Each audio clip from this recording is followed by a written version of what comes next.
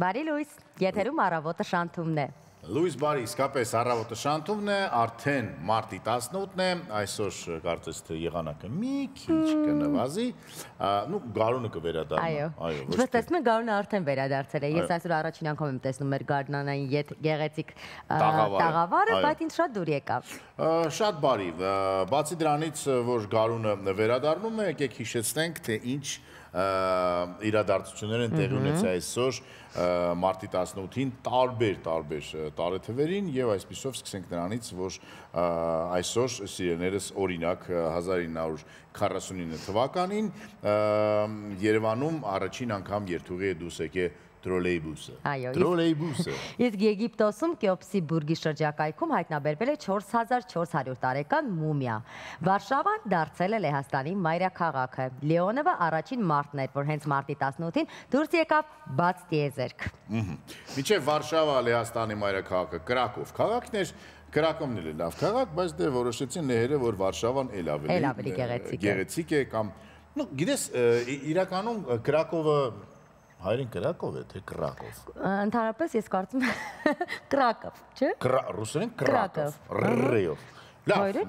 ներողություն ենք խնդրում լեհերից, չգիտենք Կրակով թե Կրակով։ Բայց միևնույնն է, երկուսն է շատ գեղեցիկ քաղաքներ են, առիթ ունեցել ենք լինել։ Բայց եթե ինձ հարցնեք, ես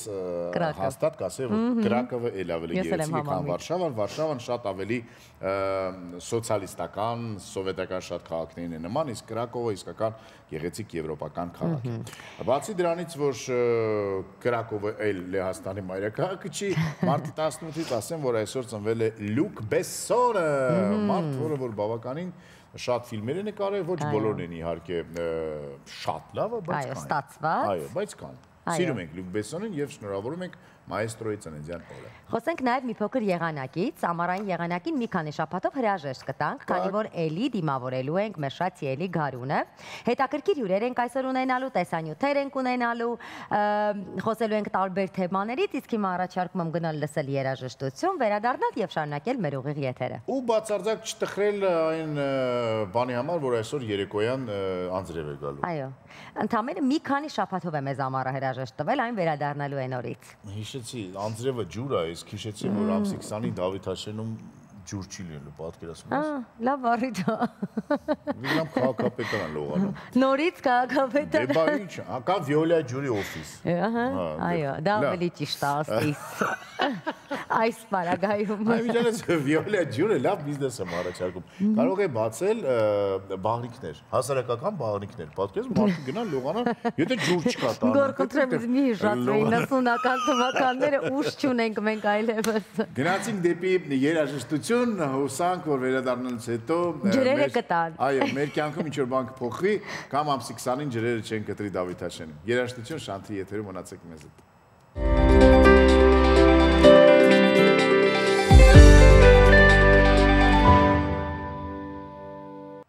Իվետա Մուկուչյանն էր, բոլորին հետաքրում է ով էր այն թիկնեղ տղամարդը,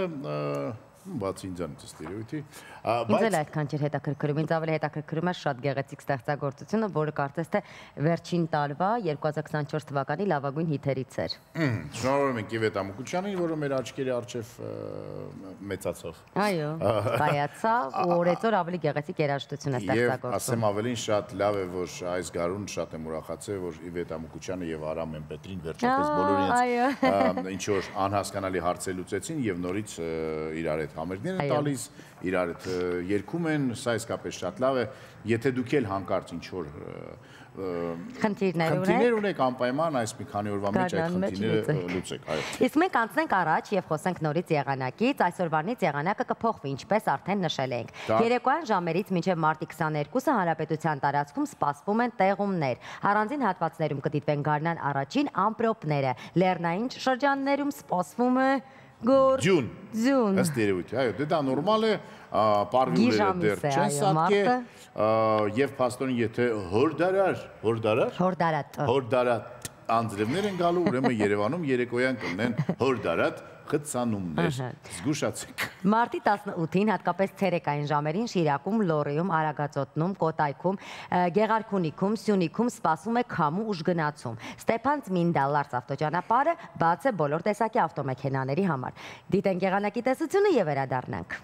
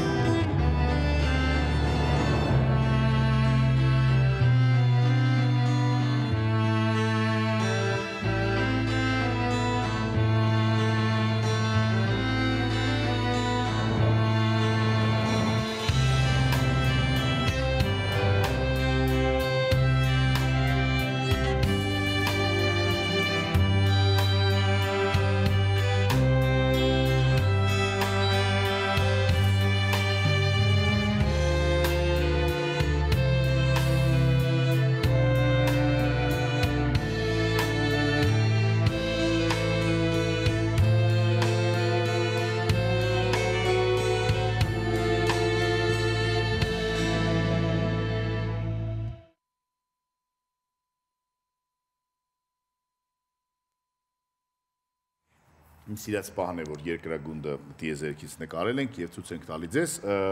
մեր սիրելի ուրեմն Սարգիսը հերթական անգամ մեծ նամակ է գրել Սարգիսը չէ Հովհաննես Սարգիսը ողջունում ենք Հովհաննեսին այո Հովհաննեսին ողջունում ենք ասում է որ այսօր Շիրակի մարզի Հայրենյանց գյուղից Պերճ Սողոմոնյանի 100-ամյակն է Պերճ Սողոմոնյանը եղել է մեր Մարշալ Բաղրամյանի զինվորներից դե ինչ վար հիշատակ Պերճ պապիկին շնորհավորում ենք նրա ծննդյան օրվա կապակցությամբ եւ մնացած իր բարեկամներին, թորնիկներին, ծառնիկներին բոլորին։ Շիրակի մարզից խոսեցինք, ասեմ, որ Նունե Ասատրյանը Ռուսաստանի Դաշնությունից դարձել է աշխարհի չեմպիոն բոքսից։ Բրնցքամարտից միակ հայուհին Ռուսաստանի Դաշնության հավաքականում, միջև այդ Նունեն 3 անգամ դարձել Ռուսաստանի Դաշնության չեմպիոն, բայց սկսել է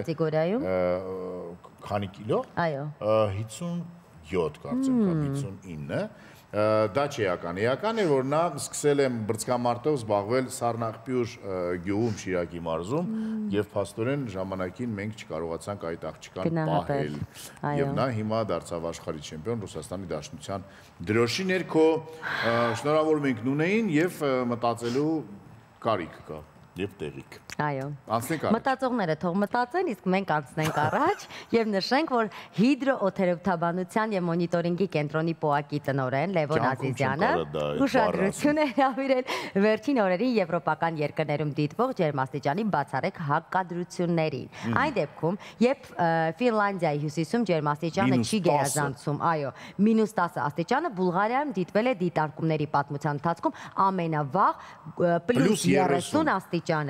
Ֆրանսիայի կենտրոնական հատվածի միջին բարձրության վրա ձյուն է տեղացել։ Ահա այսպիսի անոմալիաներ եւ ահասար սուր կանխատեսումներ են եղանակի առումով տիրում աշխարհում։ Դե դա մի կողմից նորմալ է, մյուս կողմից աննորմալ է, որովհետեւ բոլորս գիտենք թե քանի տասնյակ տարին են արդեն գիտնականները սրա մասին բարձրաձայնում, որ ինչ որ բան տեղի ունենում, մարդիկ անհարած հասկանալու անտառները հատում են, չգիտեմ նավթը վառում են գազը միջալուց անտառները իմացաք այդ ահավոր պատմությունը որ մեր բուսաբանական այգու մեջ 30 առողջ կաղնի են այս վերջի մի քանի ամսվա մեջ վերացրել չգիտես ինչն է պատճառը ինչ որ մեկին ըստ երևույթի հարկավոր էր այդ կաղնու փայտը վաճառել Չէ, իսկապես գո։ Դե իսկապես, որտեղ բավականին թանկ փայտ է դա։ Իսկ մենք ոչ մի նորություն չունենք այդ մասին։ Լավ։ Չէ, նկատում եմ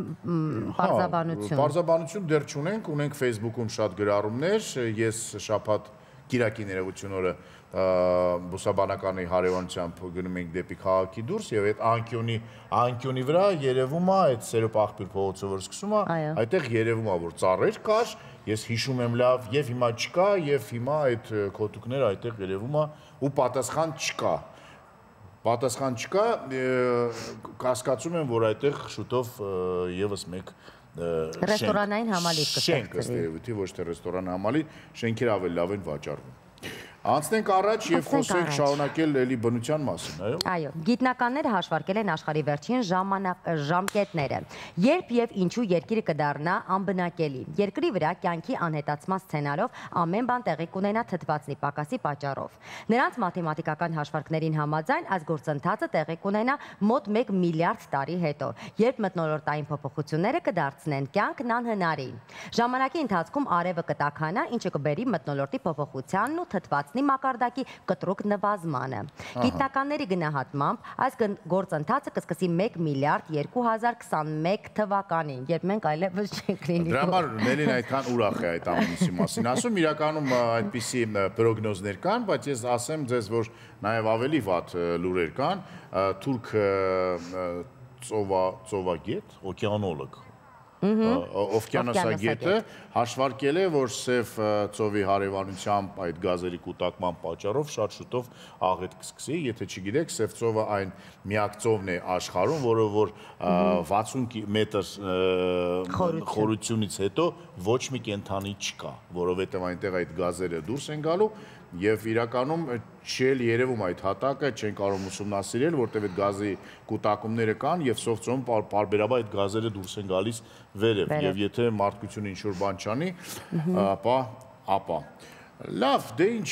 անցնենք առաջ, ինձ թվում է պոզիտիվ բաներից է պետք մի քիչ մտածել, գունեղ եւ հետաքրքիր մեր սիրելի գովազդը շանթի եթերում, որից հետո կունենանք շատ լավ հյուր, որի մասին կխոսենք մեր ապագայի, որի հետ կխոսենք մեր ապագայի մասին, որի մասին կխոսենք մեր ապագայի հետ։ Որի հետ կխոսենք մեր ապագայի մասին։ Բայց տենց էլ է ճիշտ ստացվում։ Այո, առաջարկում եմ գովազդ դիտել։ Գովազդ շանթի եթերում։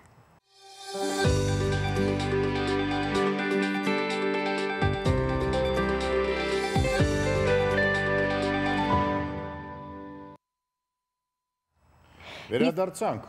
գովազդից եւ շարունակենք խոսել հենց մեր ապագայի մասին, չէ՞, կամ սկսենք խոսել մեր ապագայի մասին։ Կամ վերադառնանք մանկություն, որը հաստատ լիարժեք կդարձնեն ձեր բալիկների համար Լապտերիկ մանկական կենտրոնում։ Մեր տաղավարում է Լապտերիկ մանկական կենտրոնի հիմնադիր Ռուբինա Դավթյանը։ Բարի առավոտ։ Բարև ձեզ։ Ես այնքան եմ ափսոսում, որ իմ ժամանակ չկար այդպիսի Լապտերիկ, որովհետեւ չեմ ասի ամենադաժան, բայց իմ կյանքի այտենց ոչ այդքան ուրախ պահերը իմ մոտ հենց մանկապարտեզի հետ էր կապված, բայց հիմա կարծես թե ամեն ինչ փոխվել է։ Պատմեք։ Շատ է փոխվել, բայց ամեն դեպքում ես կլինեմ այն մարդը, որը կասի, որ իմ հաջողած մանկապարտեզը ու ներկայիս մանկապարտեզը լրիվ համապատասխանում է։ Երևի դրա համար այդ սերը իմ մեջ։ Երջանիկ մարդ եք։ Հա, երևի։ Ես ուրեմն արդեն երկար տարիներ աշխատել եմ դպրոցում և 2018 թվականին աշխատում էի Տարաս Շևչենկոյի անվան ավագ դպրոցում, նաև զուգահեռ մասնավոր Global Bridge կրթահամալիրում, ծննդով արարածի, Արարատ էի գնում գալիս և այլն, այդ ժամանակ մի միտք առաջացավ, որ ես ինքս բացեմ, հիմնեմ իմ մանկապարտեզը։ Ապրում եմ Երևանում, բայց բացեցի Արարատ քաղաքում։ Շատ լավ միտք։ Շատերն ասում էին ինչու, որտեղ բոլորը գալիս են Երևանում են բացում, դու գնում ես այնտեղ ես բացում։ Ես սիրում եմ անել մի բան, որը որ շատ քչերի մոտ չի ստացվում։ Ես վերջերս իմիջիանոց դա դարձել է բան, տրենդ, որ մարդիկ բնակվելով կամ ապրելով Երևանում վերադառնում են իրենց փոքրիկ հայրենիքին եւ այնտեղ են ինչ-որ բաներ սկսում անել եւ դա շատ լավ է։ Հա, իհարկե, որտեղ շրջաններում եւս պետք են։ Այո, անշուշտ։ Այո, զարգացում։ Եվ այդպես բացեցի Պաստոր Լապտերիկը Արարատի Լապտերիկն է։ Արարատի Լապտերիկն։ 2000 որ թվականին 2019-ին արդեն հունիսի 1-ով բացեցինք մեր Լապտերիկը։ Հունիսի 1-ով հենց երեխաների պաշտպանության օրը, այո, 2018 թվականից սկսվեց այդ միտքը եւ բավականին երկար ժամանակ փորձեցի արդեն ուսումնասիրել։ Պաստոր արդեն կան բալիկներ, որոնք որ դպրոց են գնում։ Հա, այո։ Դե պատմեք, ինչով է տարբերվում եւ ինչն է տարբերությունը։ Տարբերությունը իմ մանկապարտեզի եւ Լապտերիկի։ Ասեմ, նախ սկսեմ անունից, հա, անվանումը Լապտերիկ, որ ընտրեցի, երկար չեմ մտածել, իրականում Լապտերիկի մեջ այսպես անվանում են հենց սեր, ջերմություն, հա, ինչ որ տաքություն, այդպիսի մի բան էի մտածում, լույս, բնականաբար, լույս գիտելիք, ոնց որ լուսավորում ես երեխա մանկան այդ ճանապարհը եւ որոշեցի մտածում էի կանթեղ թե Լապտերիկ, բայց մնացի Լապտերիկի ինչ եք մտածում կանթեղ։ Չէ, Լապտերիկ ավելի լավ։ Ավելի լավ է։ Կանթերը ես քիչ ժամ պետք է մտածեի։ Իսկ Լապտերը միանգամից արդեն բացատրեցի։ Ուսկում է ժպտալ։ Այո։ Եվ քանի որ առաքելությունն էր մեր, որ ստեղծել այնպիսի մի միջավայր, որ երեխաները կլինեն այդտեղ ստեղծագործող, բացահայտող, եւ այդ Լապտերը կարծես իրենց հենց լույս էր տալու, որ իրեն գնային դեպի առաջ։ Մինչև Նելին իր հարցերը տա, ես մի հատ իմ մանկական տրավմաներից ձերբազատվեմ։ Մեծ տրավմաներ են։ Այո, դե մանկապարտեզ, ինչի տրավմաներ է։ Քնել, ցերեկը։ Բաժանման պատմել, հաց ուտելը համով չէր, որտեվ հիմա ես օրինակ միջև ես իմ մանկապարտեզի մասին եմ խոսում։ Ես գիտես երբ եմ ծնվել, էլի։ Հա։ Այո, շատ շուտ։ Ես բոլոր ներկաներից շուտ, ինչքան մարդ կա ստեղ, վերևով, ներքևով էս բան։ Ես օրինակ միջև մաննայի կաշը չեմ կարող ուտեմ, որտեվ ինձ համար մաննայի կաշան այն գունդերով մաննայի կաշան։ Так, ուրեմն քնելը, սնունդը եւ ինձ ստիպում էին խոսել ռուսերեն։ Իսկ ես դա ռուսական մանկապարտեզ։ Իսկ ես ասում եմ, որ ես հայ եմ ես, պատկերացնեք, ու ես չեմ ուզում ռուսերեն խոսել, ինձ չեք կարող դուք ստիպել։ Ես մանկապարտեզում չեմ սովոր ռուսերեն խոսել։ Հիմա ինչպես է ձեզ մոտ։ Քնելու հարցը լուծվում։ Քնելու հարցը դե տարիքային խնդիր է։ Տարիքային խնդիր է, օրինակ գալիս է արդեն 4.5 տարեկանից արդեն սկսած երեխաները հրաժարվում են քնել։ Այսինքն այդ անցումային շրջանն է, ճգնաժամային տարիք ունենք, չէ, 3-ից 4 տարեկանը։ Առաջին ճգնաժամային տարիքը հենց այդ տարիներն են։ Երբ որ արդեն իրենք համարում են, որ իրենք մեծացել են, եսի դրումն է գնում, եսից հետո իրենք մտածում են, որ մեծ են, ես չեմ քնելու։ Ու այդ խնդիրը ունենք։ Տարբեր այսպես քնի ծեսեր ենք մտածել, ոնց անենք, որ երեխաները քնեն։ Նախ ասում ենք դուք չեք քնում, դուք ընդհանրապես պարկում եք։ Մենք զրուցում ենք պարկած։ Դե բնականաբար զրույցը ավարտվում է արդեն հանգիստ քնով, քնացնում ենք այսպես ասած։ Կարևորը զրույց անողը չքնի։ Եվ քնում ենք, իսկ սննդի հետ կապված բավականին շատ բան է փոխվել, մաննեկաշը արդեն չկա։ Այո, չկա, իրականում։ Ես գնամ լապտերիկ վերադառնամ։ Իրականում բավականին լուրջ է դրված սնունդը հիմա շատ, արդեն քաղցրը, աղը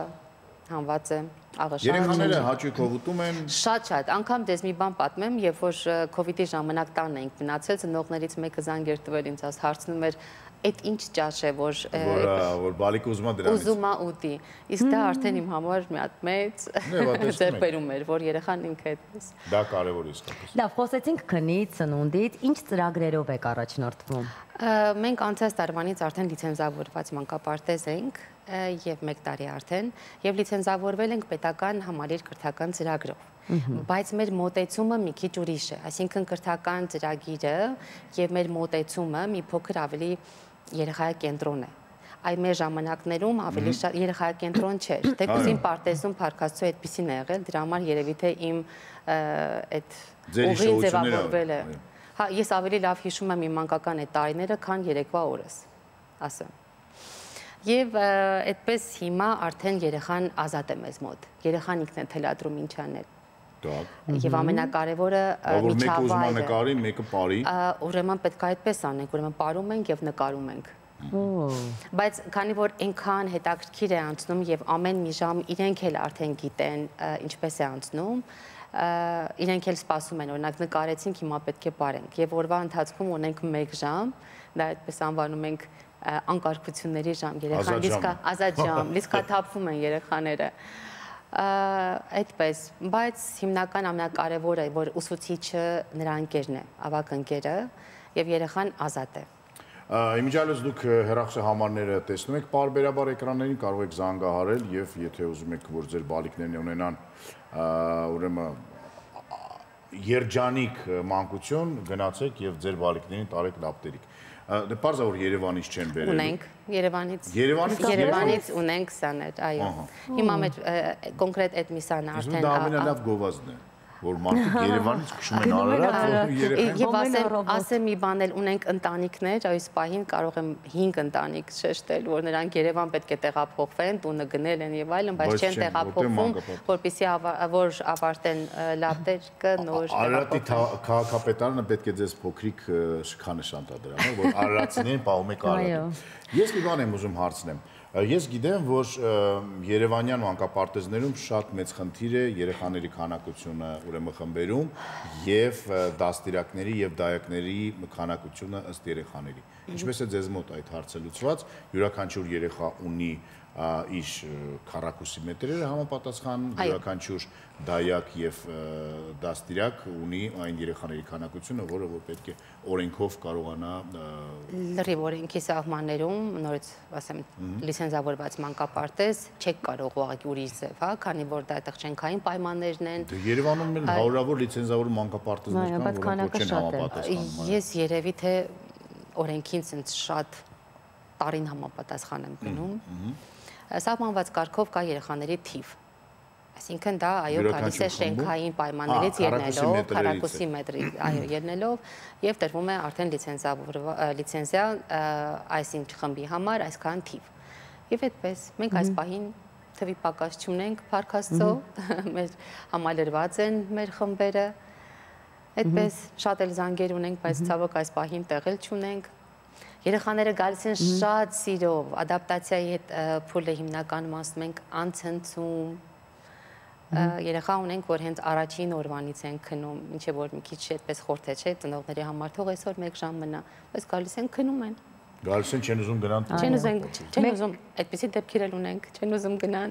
Մենք շատ ենք խոսում այն մասին, որ այս դարում արդեն երեխաները փոխվել են եւ շատ անգամ դաստիարակները չեն համապատասխանում երեխաներին, հա, իսկ սերունդների տարբերություն է տալիս։ Արդյոք ձեր դաստիարակները վերապատրաստվում են, որպեսզի կարողանան քայլել այսօրվան համընթաց։ Պարտադիր մենք ունենք մեր մանկաբարձները մասնագիտական կրթությամբ են, բնականաբար էլի լիցենզիայի պահանջներից մեկն է, իսկ անդադ որակավորում վերապատրաստում պարտադիր եւ անպայման նշեմ, որ ֆինական մոդելին ենք շատ մոտ կրթության եւ նաեւ իտալական ռեջո մոտեցմանը, այդ մոտեցումները մցված են մեր ծրագրի մեջ, այսինքն այդ կրթությունը դու փորձում ես ապահովել այդ մոդելով, ինչը երեխան ազատ է, օրինակ, եթե երեխաները ապլիկացիա են անում, երեխան ինքն է ընտրում, ինքը սպիտակ թուղթ վերցնի, թե դեղին։ Մեր ժամանակ ու տենց բաներ չկար։ Մեր ժամանակ կար հնարավորություն չունենք։ Սպիտակ ու սպիտակ։ Ռուբինա, իսկ եթե այսպիսի քայլերով եք արդեն առաջ գնում, մտահղացում չկա, որ մանկապարտեզից հետո նաև լինի դպրոց, որ այդ երեխաները կարողանան շատ ունեմ, քանի որ Արարատում տարածքի խնդիր ունենք, ես հազիվ թե մենակ տարածքին Երևանում կա։ Չէ, Արարատում ունենք այդ տարածքի խնդիրը, իդեպ երկրորդ շենքն ենք արդեն մենք փոխում, քանի որ պետք է լիցենզավորվեինք, հազիվ գտանք այդ շենքը, էլի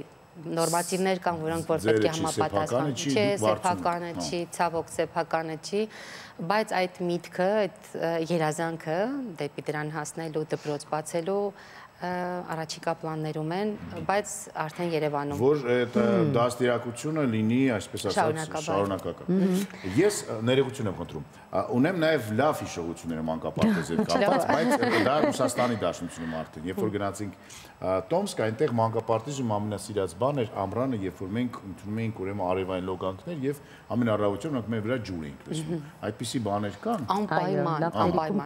Այդ բակը շենքային պայմանների մեջ մտնում են նաև բակային հատվածը, մանկապարտեզը պետք է անպայման բակ ունենա, որտեղ ֆիզիկական դաստիարակություն ամենակարևոր։ Ջրի հետ խաղում են երեխաները։ Անպայման ունենք լողավազան երեխաները։ Լողավազան որնելով տուն կուզենա գնա։ Ես գնում եմ լապտերիկ։ Ձեր իմացած պարտեզը չի հաստատ։ Խոսենք նաև հանդեսների մասին, որովհետև ես էլ հիշում եմ իմ մանկության տարիներից, որ մանկապարտեզի հանդեսները ինձ համար ամենասպասվածն էին։ Տեսեք, Նելի համար այո, իսկ ինձ որ ասում էին երկի, ես վատանում էի։ Դեն ուրախանում էր։ Աղջիկների համար ինձ թվում է շատ այդպես է, հիմնականում աղջիկները սպասում են, քանի որ դերեր ունեն բաշխվածան։ Իսկ տղաները այդքան էլ, հա, չէ։ Հանդեսների համար, այսպես ասեմ, մեզ մոտ ամեն օրն է հանդես։ Ամեն մի ծրագրի մեջ մի թեմա, այնպես է մատուցվում, որ դա հանդես է։ Ուղղակի մեր ծնողների ավելի շատ մեր մի քիչ ավելի տարիքով ծնողների մոտ այդպես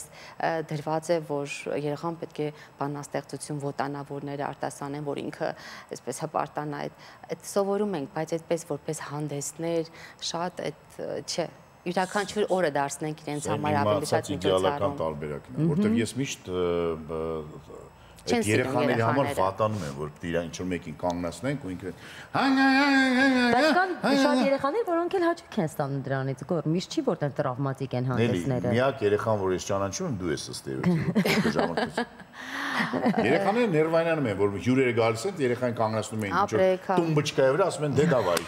Առանց հարցնելու երեխան ուզում է, թե ոչ։ Ուզում է, չի ուզում, ֆուտբոլ էր խաղում, չգիտեմ, քիթներ փորում, այդ մարդը զբաղված մարդ են, չէ՞։ Ինչպես է ընտրությունը կատարվում դայակներ եւ ուսուցիչներ, ասեցիք որ լիցենզավորից երբ, բայց հետո հոգեբանական զրույցներ, հոգեբան ունեք, չունեք, դա կարեւոր է ձեր համար, երեխաները տարբեր են լինում,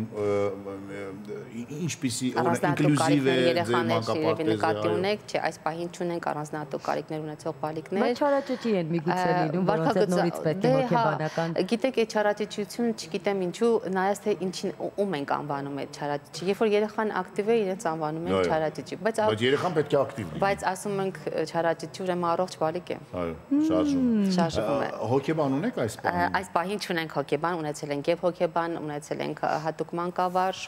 լոգոպեդ եւ այլն, այս պահին չունենք։ Ինչքանով է ֆինանսական դա համաչափ կամ ոչ համաչափ դիմատեսեք պայմանները նկարագրում եք, հասկանում ենք, որ բավականին թանկ հաճույք պետք է լինի։ Բավականին թանկ է թե մատչելի է։ Չէ, ես կարծում եմ մատչելի է շատ, քանի որ հաշվի եմ առնում նաև տարածաշրջանը։ Եթե համեմատական տանենք Երևանի հետ անչափ ցածր է։ Երևանում իսկապես կան այսպիսի կենտրոններ, որոնք այսօր պետական համալսարանից ավելի բարձր վարձատրություն ունեն։ Այո, չէ, երկու անգամ։ Մեզ մոտ բավականին մատչելի է գինը, բայց կրթությունը չի զիջում։ Քանի տարեկանից է ձեր ամենափոքրիկ խումբը, քանի տարեկան։ 2 տարեկանից։ 2 տարեկանից։ Ինչպես է ընդունելությունը կատարվում։ Ընդունելությունը ինչպես եւ օրենքի սահմաններում, հա, նախադասական կրթության մասին օրենքի 6-րդ հոդվածի 2-րդ եւ 4-րդ մասի համաձայն ընտրվում է ընդունելության կարգը այդպես է եւ մասնավորը եւ պետականի համար։ Ուղղակի ի տարբերություն այ ոնց որ դուք նշեցիք, որ երեխաները գրանցվում են, հա, այդպես միջև մեզ մոտ չկա նման բան։ Մեզ մոտ չկա, ուղղակի զանգ կարող են անել, եթե չկա տեղ, ասում ենք չկա, անհրաժեշտության դեպքում կարող եմ գրանցել, եթե մի բալիկ հանկարծ դուրս կգա եւ այլն տեղ ազատվելու դեպքում զանգ տանք տվյալ ծնողին, այդպես է կատարվում։ Եւ քանի երեխա է մեկ խմբում, սա էլ է շատ կարևոր։ Նայած նորից եմ ասում էլի լիցենզավորման սենյակի բայց ենթադրենք օրինակ անձամբ 14-15 երեխա։ Պետական մանկապարտեզներում 30-ից ավել, չէ, եթե չեմ սխալվում։ Ռուբինա, դա սեփական տուն է իր բակով, թե ինչու, թե չէ, ինքը նախկինում եղել է ինչ-որ պետական կառույց, ինքը հասարակական նշանակության որը հիմա համապատասխան է։ Որը համապատասխանում այո օրենքի պարտադիր պայման է դա, կահավորել եք ամբողջովին, կահավորված է, այո, լրիվ, խոհանոցի մուտքը առանձին է, մանկապարտեզ բարձրացող մուտքը առանձին։ Այս վերջերս որ այդքան հիվանդություններ եւ այլն դա արվում է, ձեզ մոտ ինչպես է, օրինակ, չգիտեմ։ Փորձում ենք սանիտարահիգիենիկ այդ պայմանները ամբողջությամբ պահպանել։ Բալիկների տաքությունը ստուգում եք։ Անպայման։ Բնականաբար վատառողջ բալիկներ չեն ընդունում, բայց դե չես կարող ասել երեխան գիշերը լավ ա եղել, առավոտյան բերում են մանկապարտեզ ու մեկ է տեսնում ես մի ժամ հետո ջերվում է։ Անմիջապես մեկուսացնում ենք բալիկին, ունենք համապատասխան, հա։ Բուժքրոջ սենյակ։ Բոլոր հարցերը լուծելի։ Այո։ Ձեզ մաղթում ենք հաջողություններ։ Դե ես մի քիչ նախանձում եմ իրականում, որ Արարատում կա լապտերիկ, իսկ Դավիթաշենում չկա լապտերիկ, բայց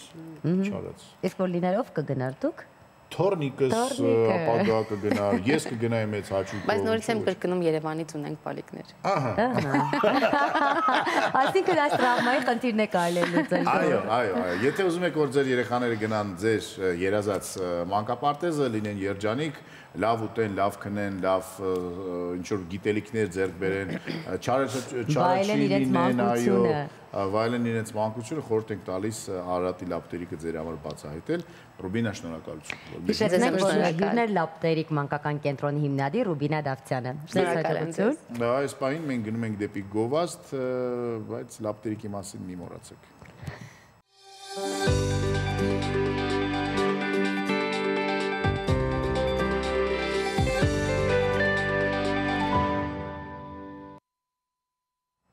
Վերադարձանք Գովազդից հետո խոսեցինք սնունդի մասին, սնունդ երեխաների համար, բալիկների համար եւ կարեւոր է, որ այդ սնունդը բացի դրանից որ լինի համեղ, նաեւ լինի թարմ եւ առողջարար։ Այո։ Եկեք անցնենք առաջ, դեռ ժամանակ շատ կա, ու մտածենք այս գարունն ավելի առողջ ու գեղեցիկ ապրելու մասին։ Գարուն, կանաչ վիտամիններ, այս առավոտ եկեք հասկանանք, թե ինչ կտա այս սեզոնին մեր օրգանիզմին բրոկոլին, հաճախակի, որը օգտագործենք։ Այո, երբ որ երեխաներին բրոկոլի են տալիս ուտել, երեխաները այդքան չեն սիրում, բայց մեծահասակները սիրում են։ Որ մեծանում են, այո, որովհետև բրոկոլի տալիս են նաև ստեյք։ Ինձ մոտ տենց է։ Առանց ստեյք, բրոկոլի, չգիտեմ, բայց ստեյքով, օքեյ։ Ափսոս չեն կարող երեխաներին ստեյկը խփեն ու բրոկոլի հետ։ Ստեյկը բրոկոլի հետ, այո։ Այո, դիտենք տեսանյութը։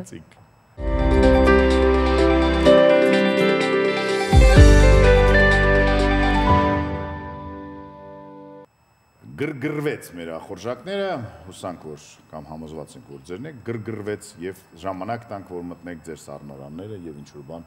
պատրաստեք դարբերություն մեզ վերցնեք ուտեք, այո, դարբերություն մեզ դրա համար ինչ է պետք։ Գովազդ։ Երաժշտություն։ Երաժշտություն Երաժշտություն ավելի երկար է։ երաժշտություն ենք լսում եւ այդ ընթացքում բարի ախորժակ ենք ձեզ մաղթում։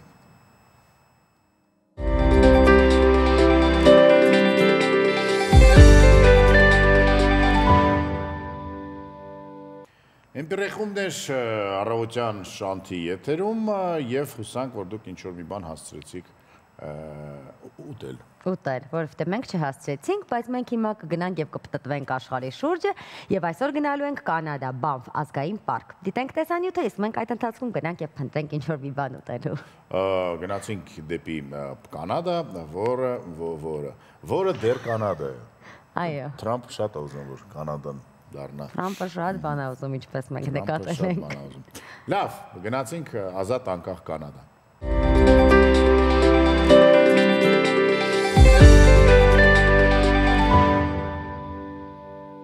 Վերադարձանք հրաշք Կանադայից, շատ քչերը գիտեն, բայց Կանադայում անգամ խաղող է աճում, որից որ գինի են պատրաստում։ Հա մտածում եմ, որ շատ ցուրտ երկիր է, բայց իրականում խաղողը արևի կարիք ունի։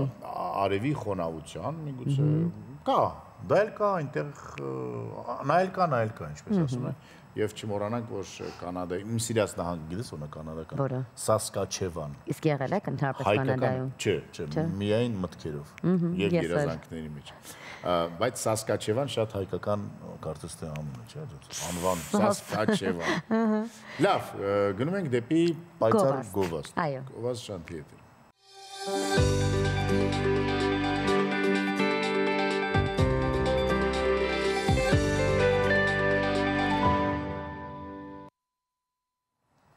Մենք վերադարձանք եւ ունենք շատ հետաքրքիր թեմաներ, ինչի մասին պետք է այսօր խոսել։ Վատ ստատիստիկա։ Այո, ըստ կանխատեսումների 2030 թվականին Հայաստանում կանանց 52.1%-ն ու տղամարդկանց 31.3%-ը կունենա ճարպակալում։ Ճարպակալման խնդիրը 21-րդ դարում դարձել է հանրային առողջապահության առաջնային մարտահրավերներից մեկը, պահանջելով համալիր եւ համակարգված միջամտություններ։ Ի դեպ կա արդեն նաեւ ճարպակալման դեմ պայքարի համաշխարհային օր։ Մեր տաղավարում է մանկաբույժ դեռահասային բժիշկ Մարինա Մելքոմովան, ում հետ կհասկանանք ավելորդ քաշի ու ճարպակալման տարբերությունները։ Երկուսի դեպքում էլ պայքարը հիմնական միջոցառումները իրականացնելու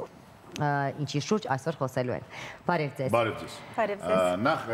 եկեք մի բան շատ կարևոր արձանագրենք, որ անցյալ անգամ երբ որ Մարինան այստեղ էր, մենք խոսում ենք էներգետիկ էմպելիքների մասին եւ նրանց վտանգի մասին եւ տեսեք փաստորեն արձագանքեց կառավարությունը եւ հիմա էներգետիկ ըմպելիքները արդեն չեն վաճառվում դեռահասներին եւ դա ալկոհոլի եւ ծխախոտի պես փաստորեն արգելված բան է դեռահասների համար եւ սա շատ կարեւոր բան է։ Հուսանք, որ այս մեր եթերից հետո մարդիկ կսկսեն մտածել նաեւ իրենց ավելորդ քաշի մասին։ Ավելորդ քաշ եւ ճարպակալում։ Եկեք սկսենք ամենասկզբից տարբերությունը սրանց։ Շատ շնորհակալություն հրավերի համար։ Իրոք շատ կարևոր է, երբ որ հանրային հեռուստատեսությունով մենք խոսում ենք այս ցավոտ եւ շատ արդիական թեմաներից եւ այո, հաղթանակներից մեկը կարելի է համարել այդ էներգետիկ ըմպելիքները։ Այսօր իրապես ավելորդ քաշը եւ ճարպակալումը դա 21-րդ դարի մարտահրավերն է, դա խնդիրը ամբողջ աշխարհում եւ եթե վերցնենք համաշխարհային ստատիստիկան, տեսեք 1990 թվականից մինչև 2022 թիվ մեծահասակների շրջանում ճարպակալման թիվը կրկնապատկվել է, երեխաների եւ դեռահասների շրջանում քառապատիկ է դարձել։ Այսինքն եթե աշխարհի մասշտաբով եղել է 2% 90 թվականին, 22 թվականին եղել է 8% աշխարհի մասշտաբով։ Նաև կա կայք, որը շատ հետաքրքիր ինտերակտիվ ձևով մոլորակի վրա ցույց է տալիս, թե ինչպես 75 թվականից առ այսօր երկրները, ասենք թե կապույտ գույնից, որ եղել է նույնիսկ թեր քաշ, քաշի պակասորտ, աստիճանաբար դարձել են եւ ունեցել են, այո, կարմիր գույն եւ ունեն ավելորդ քաշ եւ ճարպակալում։ Հիմա ինչ վերաբերվում է այդ սահմանումը, ինչպես ենք սահմանում ավելորդ քաշը եւ ճարպակալումը։ Սկսենք ճարպակալումից, որը շատ իրականում դա քրոնիկ հիվանդություն է։ Տեսեք, մենք շատ դեպքերում ճարպակալումը անցալում ենք զուտ որպես էսթետիկ խնդիր, որտեղ մի քիչ գեր է, մի քիչ այսպես է, շատ դեպքերում ասում ենք, դե կամքի ուժ ունեցեք, այսքանը մի կերեք, բայց իրականում դա… Ես ասեմ, շատ դեպքերում ասում եմ, որ սա մարդու որոշումն է, body positive եւ այլն եւ այլն։ Ну, այսպես ասած, դա երկու իր կողմը ունի եւ դրական եւ բացասական, այդ նույն body positive-ը, բայց իրականում ճարպակալումը դա քրոնիկ հիվանդություն է։ Դա քրոնիկ հիվանդություն է, ընդ որում բնորոշվում է ճարպի չափազանց կուտակումով օրգանիզմում, որը բերում է բնականաբար առողջական խնդիրների։ Առողջական խնդիրները շատ բազմազան են, սկսած ոսկրամկանային համակարգից, դե պատկերացրեք ավելորդ այդ քաշի ավելցուկը, որը ազդում է եւ մկանների, եւ ոսկորների վրա, շաքարային դիաբետի երկրորդ տիպի ավելացումը, իդեպ մեր մոտ դա էլ բավական բարձր թվեր մեծահասակների մոտ, տարբեր տեսակի քաղցկեղները, նաև ինչու՞ չէ հոգեբանական խնդիրները։ Առավել ևս երբ որ խոսքը գնում է երեխաների մասին, երեխաների եւ դեռահասների մասին, պատկերացնում եք, որ դասարանում կամ խմբում ինչպես են վերաբերվում, ինչպիսի պիտակավորում են դնում այդ երեխային եւ երեխան արդեն ինչպիսի վիճակի մեջ կարա անգնի, սկսած դեպրեսիայից եւ վերջացրած տարբեր այդ իր ինքնազգացողության, իր եսի հետ խնդիրների մեջ, այսինքն ստեղ շատ բազմազան են այդ խնդիրները։ Ինչն է պատճառը, եթե վերցնենք այդ նույն ավելորդ քաշի կամ ճարպակալման պատճառը, դա ինչպես ենք մենք դա տարբերությունը, այո։ Հա, տարբերությունը, տեսեք, եւ որպեսզի հասկանանք, մենք ունենք ավելորդ քաշ կամ ճարպակալում, հաշվում են մարդու, ինչպես երեխա, այդպես էլ մեծահասակի քաշ հասակ հարաբերակցությունը։ Քաշը բաժանում են հասակի քառակուսի մետրով կամ սանտիմետրով երկու անգամ, հետո բազմապատկվում է 10,000-ին ու կախված է դա սանտիմետրով թե մետրով, եթե մետրի պարագայում չի բազմապատկվում, սանտիմետրի պարագայում բազմապատկվում է։ Եվ մեծահասակների համար գոյություն ունեն թվային առումով, եթե մինչև 18, նույնիսկ 18-ից ցածր, մենք համարում ենք դա նույնիսկ քաշի պակասորդ, 18-ից 24-ին նորմալ քաշի սահմանում մարմնի զանգվածի ցուցանիշը, 25-ից 29-ը դա ավելորդ քաշն է, 29-ից դա արդեն ճարպակալում է, որը արդեն իր աստիճանները ունի։ Երեխաների պարագայում էլ այդ թվերը հաշվում ենք, բայց երեխաների պարագայում կան աճի եւ այդ մարմնի զանգվածի ցուցանիշի չարթեր, այս գրաֆիկներ, ցենցիլներ։ Եթե գնացել եք, համոզված եմ հաստատ գնացել եք երեխաների հետ բուժզնմանը, պոլիկլինիկա կամ հիվանդանոց եւ տեսել եք, որ այնտեղ քաշը հասակը չափել նաև տեսնում են ինքը որ պերցենտիլին է համապատասխանում։ Եվ այստեղ էլ կան նորմաներ, մինչև 50%-ը ինքը, 3-ից ցածր դա էլ է քաշի պակասորդը ու դա կախված է նաև երեխայի տարիքից եւ երեխայի սեռից, որովհետեւ նույն թիվը, ասենք թե 15 օրինակ վերցնենք, մի երեխայի պարագայում կարա լինի նորմալ, զանգվածի ցուցանիշ, մյուսի պարագայում կարա լինի նույնիսկ քիչ, մյուսի դեպքում նույնիսկ շատ, այսինքն կախված արդեն երեխայի տարիքից եւ սեռից։ Եվ ստեղ ըստ պերցենտիլների հիմնականում նայում ենք, 75-ից սկսած արդեն ավելորդ քաշը, 95-ից սկսած դա արդեն ճարպակալում։ Այսինքն դա գնահատվում է բացի նրանից, որ մենք տեսնում ենք վիզուալ,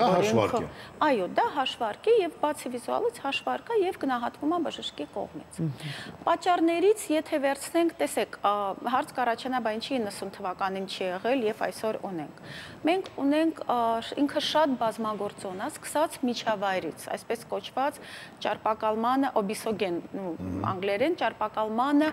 գեներացնող, ճարպակալումը նպաստող միջավայրը, որը այսօր նաև Հայաստանում մենք դա տեսնում ենք։ Սկսած նրանից, որ երեխաները դպրոց գնում են մեքենայով, ծնողներն են նստակյաց, ընդ որում մեքենան համարյա թե արդեն թվում է երևի 4-րդ հարգել կբարձրանա մեքենան, մինչև դպրոցի դուռը պետք է մեքենան հասնի, մաքսիմում մոտիկ, որ երեխան չքայլի, նույն ձևով գնում է հետ տուն, տանը դասերը, պարապմունքները, էլի նստակյաց կյանքավարում, հեռախոսը, ինչու՞ չէ, այդ screen time-ը, որի մասին խոսում են, ինքը այսօր շատ է անցկացվում եւ նաեւ սնունդը։ Այսօր ընդհանրապես նաև տեսեք, երբ որ մենք խոսում ենք այդ քաշի ավելորդ քաշի մասին, ավելորդ քաշի եւ ճարպակալումը զարգանում է այն դեպքում, երբ որ ընդունված կալորիաների եւ ծախսած կալորիաների դիսբալանս է լինում, այսինքն դու ընդունում ես ավելի շատ, քան ծախսում ես։ Եթե դու ամբողջ օրը նստած ես, բայց ընդունում ես այնքան, ինչքան որ պետք է ընդունի, օրինակ մարդը, որ անդադ աշխատում է, ֆիզիկական գործ անում, սպորտով զբաղվում, բնականաբար ամեն օր դա կկուտակվի եւ մի օր դուրս կգա այդ ավելորդ քաշը։ Դրա համար այդ դիսբալանսն էլ ֆիզիկական ակտիվության եւ սննդի ընդունման մեջ բերում է դրան։ Ինչ սնունդ են այսօր ընդունում երեխաները։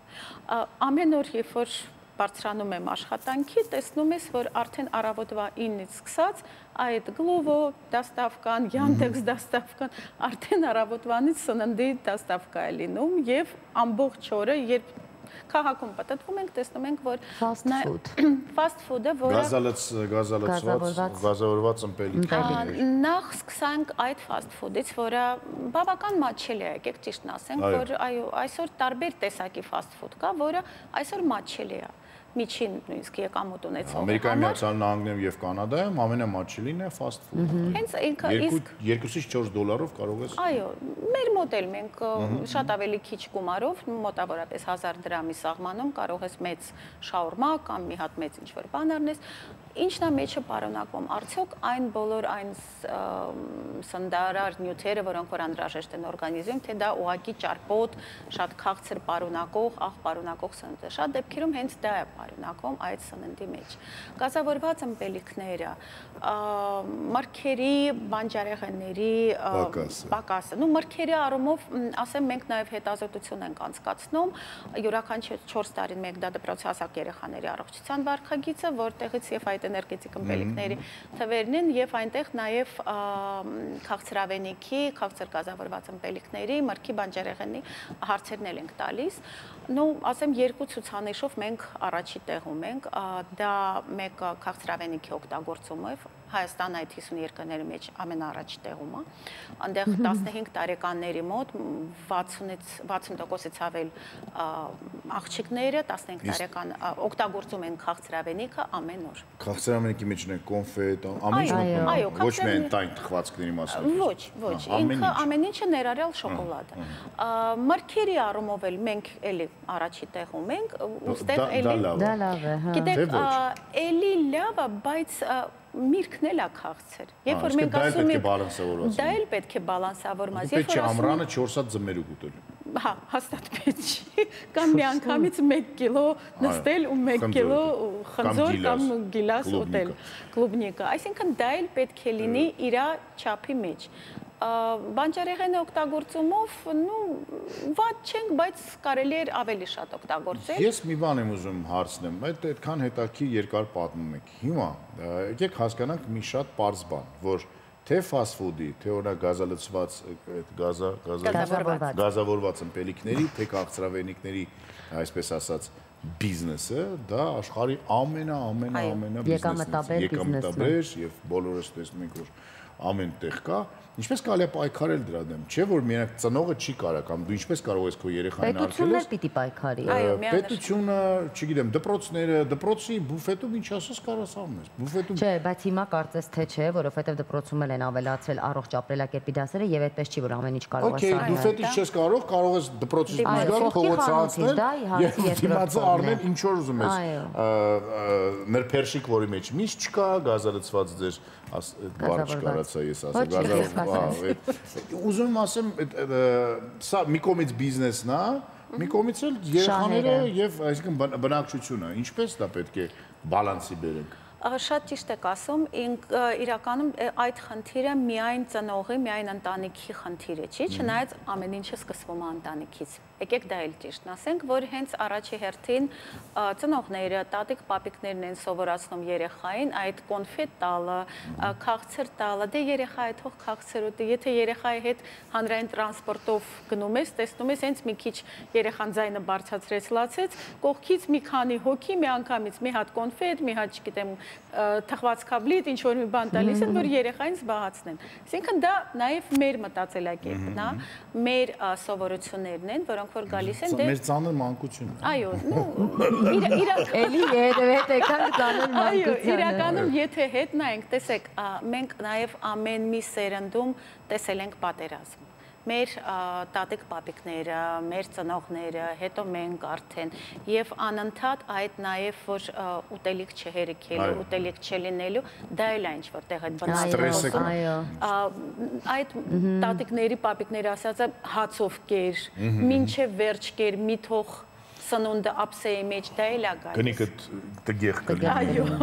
մինչև վերջ մակրի կինը տամուսին սիրուն լինեն։ Դա էլ է ազդում, որտեվ երեխան արդեն չի զգում ինքը ինչքանով է կշտացել, ինքը ավտոմատ ձևով պետք է ուտի վերջ, կամ զորով ստիպել ուտելը։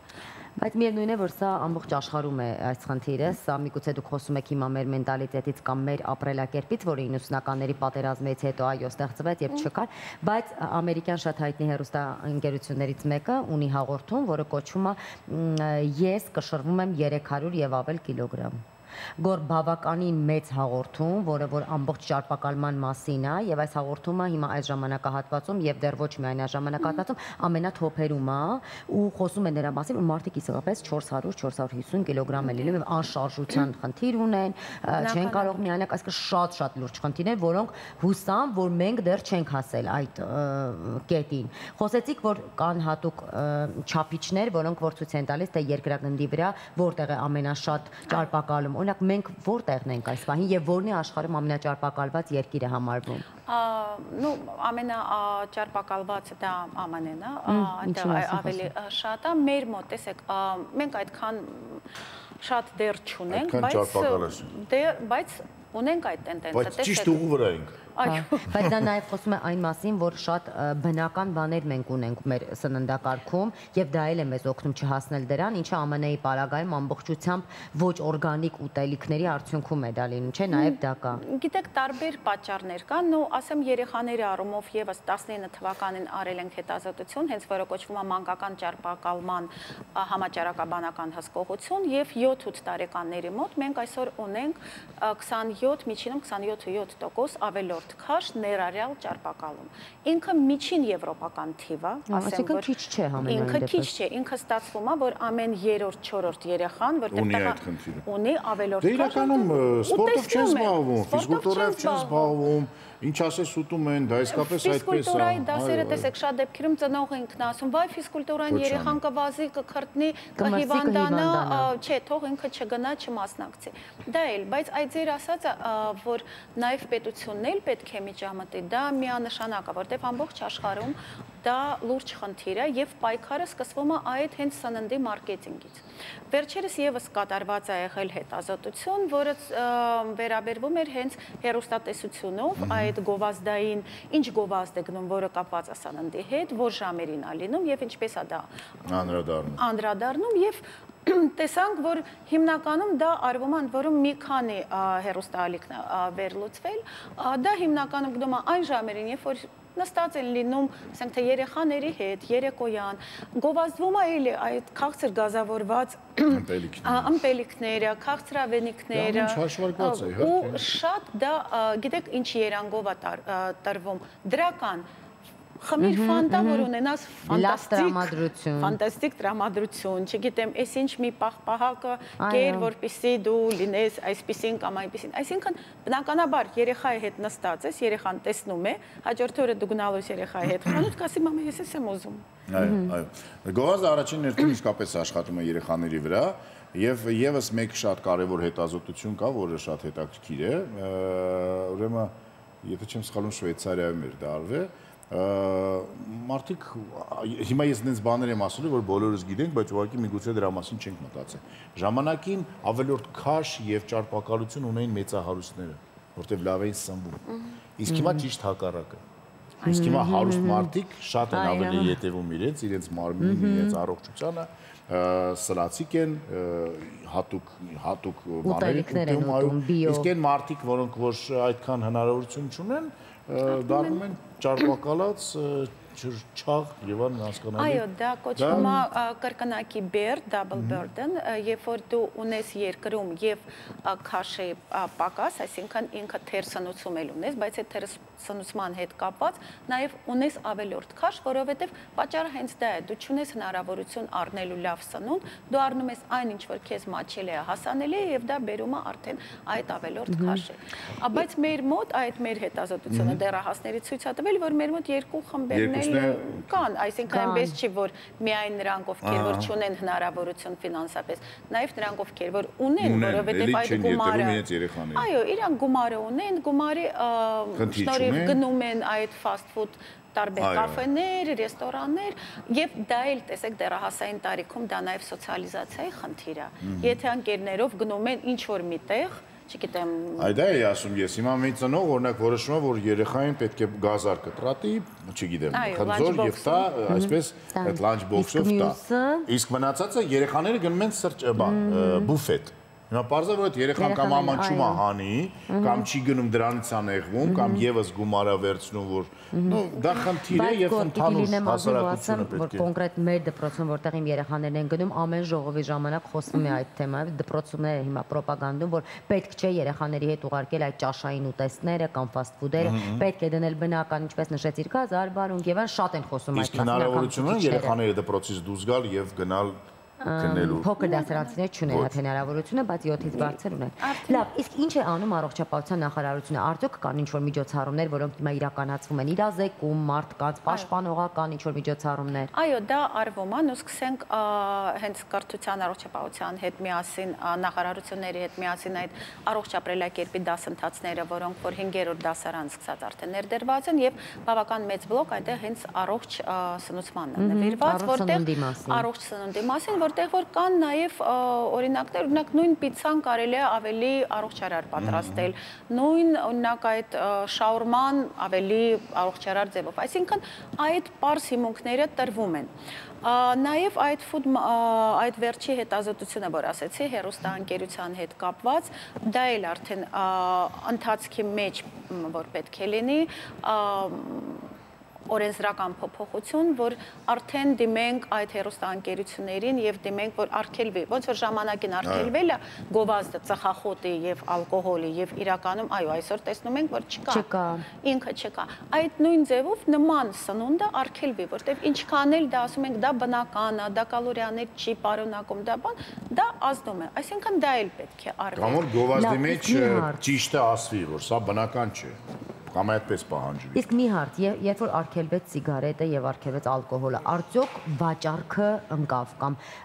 ցանկությունը այս պրոդուկտների հանդեպ, արդյոք այդպիսի մի ստատիստիկա, որ օգնեց դա։ Նման ստատիստիկա ճիշտ ասած չունեմ։ Թե մեկը ծխախոտ նորից առավ ծխվեց։ Տեսեք, այստեղ շատ լավ հարց եք տալիս։ Իրականում, այո, ինքը արգելվել է, որ անչափահասներին առնեն, ու ինքս տեսել եմ քանի անգամ, երբ որ խանութ մոտենում էր, խանութներում երբ ասում են չես կարող գնել, եւ ես տեսել եմ։ Բայց դա չի նշանակում, որ իր մեծ եղբայրը կամ մեծ ընկերը չի գնի ու իրան չի տա։ Դրան չեն կարող հետևել, ու ոչ մեկը, ինչպիսի բանակ մենք պետք է ունենանք, ասենք թե ոստիկանների կամ կողների, ով որ հետևի լավ խանութից դուրս եկավ, տվեց երեխային, թե չի տվել, թե իր տան մոտ է տվել։ Այսինքն դրան մենք չենք կարող հետևել։ Մենք կարող ենք հետևել այդ օրենքի իրականացմանը, օրենքի կիրառմանը։ Եվ պետք է առնվազն որոշակի արդյունք դա միանշանակ կտա։ Ես տեսել եմ Ավստրիայում, օրինակ, իրանք էլ ունեն մեծ խնդիր, ու այնտեղ թվերը շատ ավելի բարձր են։ Հանգստյան օրերին առնվազն խանութի կամ նույնիսկ սրճարանի այն մասը, որտեղ այդ գազավորված ըմպելիքներն են վաճառվում, ինքը այսպես ցանցով փակված է։ Այսինքն նույնիսկ եթե դու ուզում ես գնել, դու պետք է ամբողջ խանութով պատտվես, հասնես այնտեղ, որտեղ որ ինքը դրած է։ Հենց դիմացից ինքը ցանցով է դրված։ Եթե դու առաջ կարայիր մտնեիր ու վերցնեիր, հիմա չես կարող։ Այսինքն առնվազն շաբաթվա մեջ մի օր արդեն ինչ որ արդյունք կտա։ ինչ որ մի միջոցառումներ կարելի է մտածել։ Խանութը օրինակ երկրներ կան, որտեղ որ դպրոցի կողքը չպիտի լինի այսքան տարածության մեջ խանութ, այսինքն ինչ որ վաճառվում են նման բաներ կամ իրանք չպիտի վաճառվեն էլի ինչ որ քանակով անչափահասներին։ Անպայման նշված լինի ինչ քանակի շաքարը պարունակում, ինչ քանակի ճարպերն է պարունակում, ինչ ճարպերն են պարունակում, այսինքն կան այդ միջոցները եւ մենք ունենք այդ երկրների օրինակները, առնվազն պետք է սկսենք դա փորձել, դրա հետ միասին կրթելով ծնողներին, կրթելով երեխաներին, բացատրելով այդ ամեն ինչի վնասը, որտեվ տեսնում ենք դա, տեսնում ենք եւ առնչվում ենք դրա հետ, ասեմ ավելին նաեւ արդեն ունենք դեռահասների մոտ կատարված այդ բարիատրիկ վիրահատությունները Հայաստանում, երբ որ քաշը այնքան մեծ էր, որ հնարավոր չէր դա ուրիշ ձևով իջացնել եւ կատարվել է նաեւ այդ վիրահատությունը։ Դե հետո բացի դրանից էլ չենք խոսում Օզեմպիկի մասին, որը որ սև շուկայում գոյություն ունի, դա էլ արկախնդիր, հետո աներեքսիա եւ այլն, որտեղ այդ բոլորը դրանից հետո բխող խնդիրներ եւ խնդիրներ են եւ իսկապես շատ կարեւոր է։ Ինձ թվում է, որ ամենա հեշտը մատչելին եւ ճիշտ ընտանիքներում դա որ երեխաները շատ ավելի շատ շարժվեն պար, սպորտ, բակային խաղեր եւ այլն դա այսինքն գոնե այն ամեն ինչ որ իրենք ուտում են անգամ եթե դա առողջարար չի գոնե այդ կալորիաները այրեն որ նա օրգանիզմից դուրս գա եւ չմնա եւ երեխաները կլինեն էլ ավելի առողջ։ Շնորհակալություն։ Մեր տաղավարում էր մանկաբույժ դեռահասային բժիշկ Մարինա Մելկումովան, ում հետ խոսեցինք ճարպակալման մասին։ Եվ հուսանք, որ այս հարցն էլ համապատասխան մարդիկ կսկսեն դրանով զբաղվել եւ ինչպես որ այդ էներգետիկ ըմպելիքների հարցը կարծես թե սկսում է լուծվել, նույնն էլ լինի այս ճարպակալության հարցը, որ մենք ունենք գեղեցիկ առողջ ապագա։ Շատ շնորհակալություն։ Շնորհակալություն։ Իսկ հիմա գովազդն էր եթերում։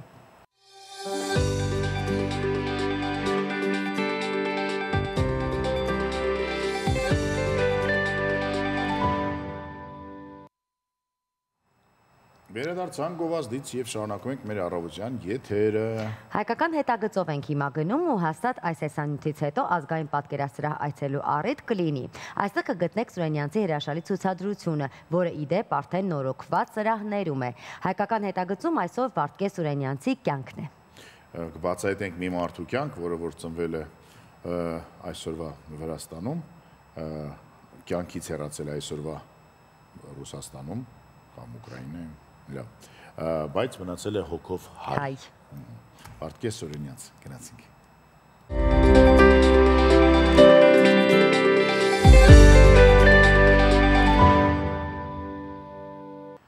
Ազգային պատկերասրահ սպասում է ձեզ, հենց ձեզ, վեր կացեք եւ գնացեք։ Իսկ հիմա գովազդն էր եթերում։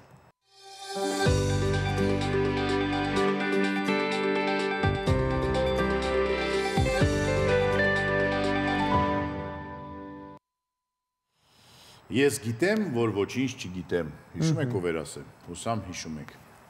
դրա համար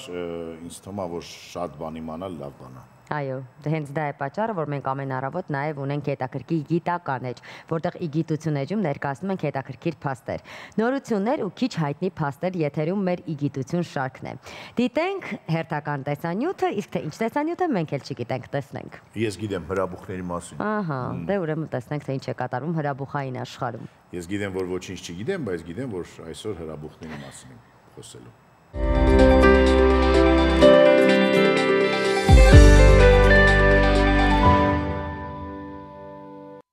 Հրաբուխների հարցերն էլ լուծեցինք, էլ բան չմնաց կարծես թե այսօր։ Այսօր բավականին շատ գործ են կարել, հանգիստ կարող ենք արդեն հրաժեշտ տալ հեռուստադիտողին։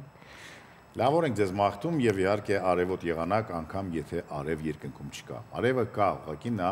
ամպերի ետևում է։ Տեսություն կհանդիպենք վաղը։